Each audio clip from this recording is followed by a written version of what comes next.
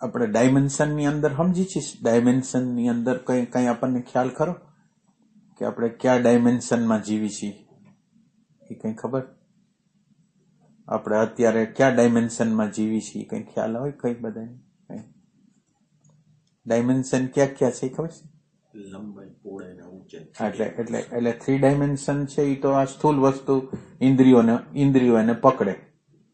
એટલે એક આપણું આ બોડી છે અને એની હારે જોડાયેલું બ્રેઇન છે, અને ઈ અંદર આપણી અંદર શબ્દ, સ્પર્શ, રૂપ, રસ, ગંધ ને આ 3 ડાયમેન્શન વાળા જગતને આપણી અંદર પકડે છે. આ એક ડાયમેન્શન. હવે બીજું ડાયમેન્શન કયું છે? 3 ડાયમેન્શનમાં તો આ નામ રૂપનું જગત આપણને જે દેખાય છે ઈ 3 ડાયમેન્શન. પછી આપણે જે જગતમાં જીવી છીએ ઈ કયું ડાયમેન્શન છે? બધા લોકો જે ડાયમેન્શનમાં જીવે છે ઈ કયું ડાયમેન્શન છે? એટલે મનનો અર્થ આપણે શું કરીએ? એમ માનો કે અત્યારે મન તો બોલી જાય છે, પણ મનનો અર્થ શું કરીએ? એમ ભૂત ભવિષ્ય. એટલે આપણે એમ સમજી કે જેટલી ડેટાઓ આપણી અંદર આવી છે, ડેટાઓ જે પ્રકારની છે, એમાં માન્યતા છે, એટીટ્યુડ છે, વલણો છે, એ બધા એરે આપણું તાદાત્મ્ય છે. કોઈ પણ વસ્તુને જોઈ અને એના વિશે આપણી અંદર અભિપ્રાયો છે, એની મેળે જે તે વસ્તુ વિશે એની મેળે બધું ગોઠવાયેલું અંદર મિકેનિઝમ છે કે આ બરાબર છે, આ બરાબર નથી. એટલે આ છે એ 4થું ડાયમેન્શન છે કે જેમાં ડેટા આવ્યા છે અને અમુક ડેટાને આપણે સિલેક્ટ કર્યા છે.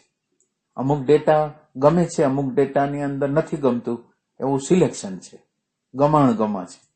એટલે આ એક 4થું ડાયમેન્શન છે કે જેમાં ડેટા આવ્યા છે અને એમાં સિલેક્શન કર્યું છે. સિલેક્શનની અંદર તાદાત્મ્ય કર્યું. આ 4થું ડાયમેન્શન.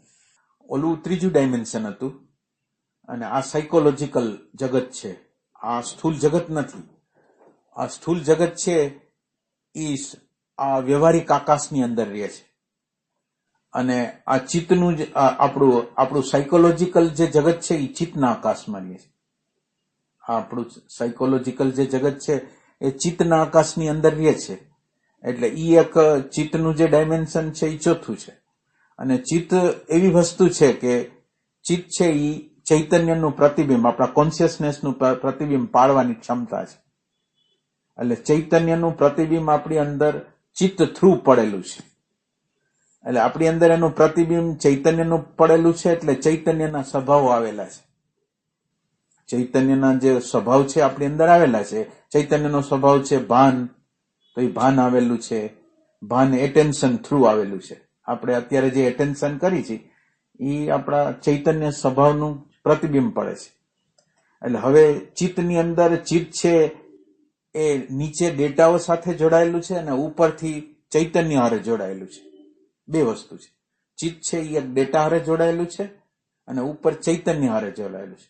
એટલે ચિત્તનું આકાશ જે છે એ ચૈતન્યના આકાશમાં, ભાનના આકાશમાં જીવે છે. એટલે વ્યવહારિક આકાશ છે એ ચિત્તના આકાશમાં છે અને ચિત્તનું આકાશ છે એ ચૈતન્યના ભાનના આકાશની અંદર છે. આટલું આપણે પેલા આ ડાયમેન્શનના વિભાગ આપણે કરી છે અત્યારે. પેલું ડાયમેન્શન છે જેમાં આપણને આ બધું નામ રૂપ વાળું જગત દેખાય છે, એવું જગત છે. એક સાયકોલોજીકલ જગત છે કે જેમાં આપણે તાદાત્મ્ય કરેલું છે, એવું જગત છે. જે આપણે હું બની ગયા છીએ એવું જગત છે. અને એક 5મું જગત છે કે આને જોઈ શકે એવું જગત છે. એક એવું જગત છે જે 5મું જગત છે.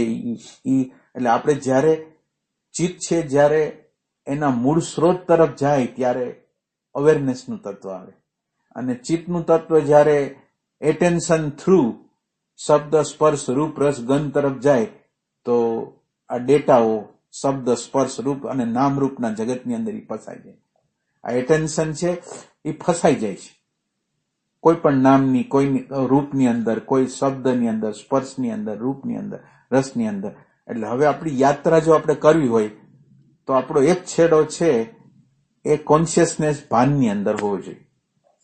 ભાનની અંદર હોવો જોઈએ.